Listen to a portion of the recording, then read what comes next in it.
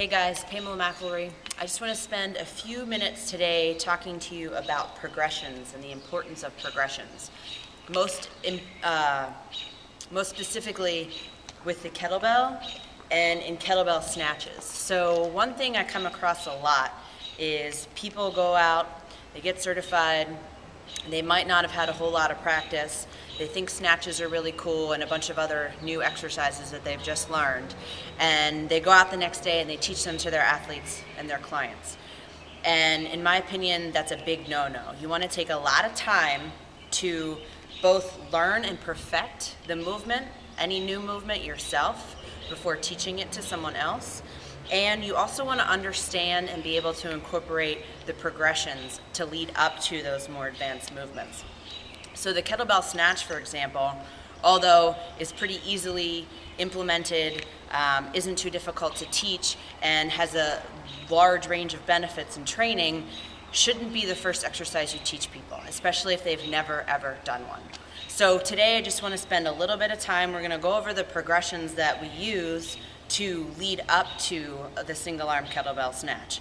And most basic, the starting point is just a good mornings. So you're going to stand. I'm going to do a couple different angles for you. You're going to stand with your feet about hip width apart. We're going to have a nice soft bend in our knees, and we're just going to fold at our hips. So you want to keep your shins relatively vertical. You want to push your hips back to the wall behind you. You want to keep your back nice and flat. So you can really do whatever you want with your hands, but to emphasize where you're supposed to be hinging, you can push your fingers into your hip flexors, keep your shoulders back, your back nice and flat, and depending on your own flexibility, you should maybe feel a stretch in through your hamstrings here. And this is completely unweighted, it's just a nice body weight movement. You'll notice in good mornings that your hips go back in space, so they travel behind you. And this is what you're going to see in most of the ballistic exercises that we do with kettlebell training, rather than down in space, which happens with a squat. So if I were to do a squat, it'd be here, I'm lowering my hips down to the ground. That's not what you want to see in kettlebell training.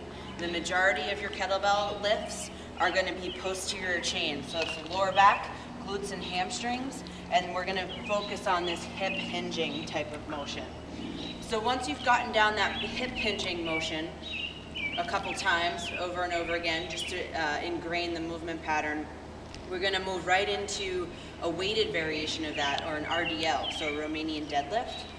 Now we're just going to stand with the kettlebell right in the arches of our feet. Our stance doesn't change at all, so you're going to push back with your hips, keep your back nice and flat, and then stand all the way up at the top. So you'll notice, with the kettlebell loaded here as a deadlift, my body movement stays the same as it did without the kettlebell. All right? The only thing now I'm going to really ask you to focus on is at the top of each movement, you're going to fully extend your hips and your knees. So I want to make sure that your glutes are contracted at the top and your knees are fully extended. So I don't want you to stop short. So it's going to be a nice, tall, standing posture after each rep. You don't have to go to the floor each time.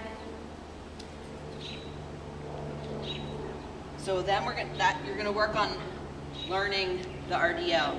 Next, you're going to go into, you can go right into a one-arm RDL, which I won't spend a lot of time on, but it's the same movement pattern that you just did. It's just now one arm instead of two.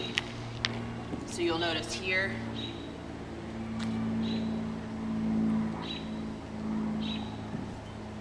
So now we're working our way up to one-arm snatch. First we had the good morning, then we had the RDL, and then we did the one-arm RDL.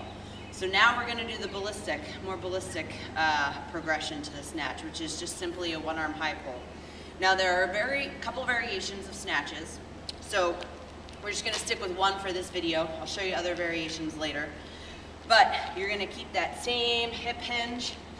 We're going to grip in on the one corner of the kettlebell here and stand up nice and fast, keeping the bottom of the kettlebell facing down and our elbow higher than the weight.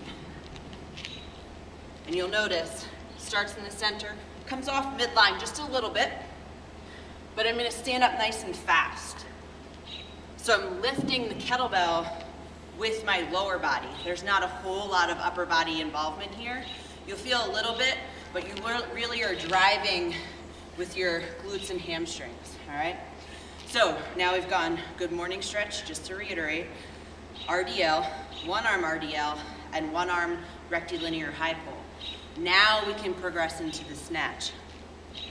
So here's your same movement pattern. Nothing's changed, so this part should be super simple. One hand on the kettlebell, stand up nice and quick, back down to the floor. You want to lead with your elbow, have a nice loose grip on the handle, and then you're going to punch through the handle of the kettlebell. As you revolve your hand around the kettlebell, you don't want to allow the kettlebell to flop down and move around your hand. All right? So, those are the progressions that I want you to follow as you work your way up to a one-arm snatch, rather than starting off there. Also, keep in mind that you can use that progression cycle to regress movements if people can't do, say, overhead one-arm snatches. Keep high pulls in the programming.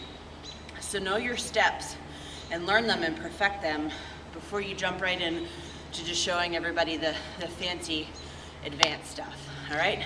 Thanks.